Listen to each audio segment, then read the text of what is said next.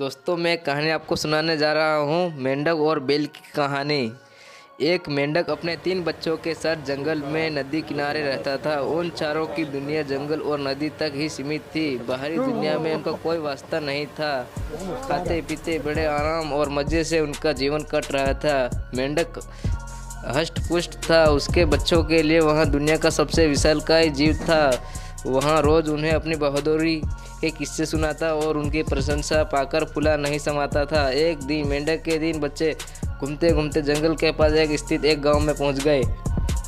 वहां उनकी दृष्टि एक खेत में चरते हुए बैल पर पड़ी। इतना विशालकाय जीव उन्होंने पहले कभी नहीं देखा था। वे कुछ डरे किंतु उसकी विशाल काया को देखते रहे। तभी बैल ने हुंकार भरी और मेंढक के 3 बच्चे डर के मारे उल्टे पांव भागते हुए अपने घर आ गए। बच्चों को डरा देखकर जब मेंढक ने कारण पूछा तो उन्होंने विस्तारपूर्वक बैल के बारे में बता दिया। इतना बड़ा जीव हमने आज से पहले कभी नहीं देखा। हमें लगता है कि दुनिया का सबसे विशालकाय जीव आप नहीं वहाँ है।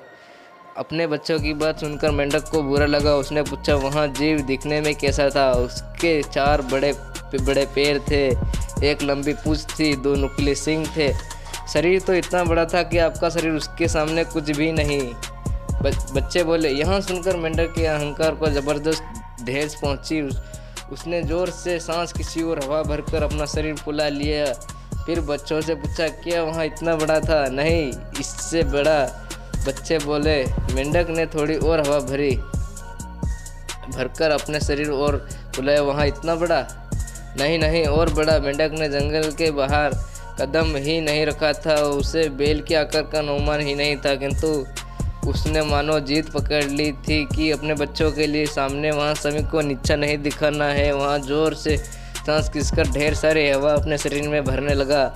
उसका छोटा सा शरीर गेंद के सामने गोल हो गया, किंतु इतने पर भी वहाँ नहीं रुका। उसका शरीर में हवा भरना जारी रखा।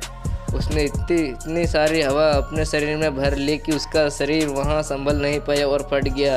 अपने अहंकार में मेंढक के प्राण पखेरु उड़ गए।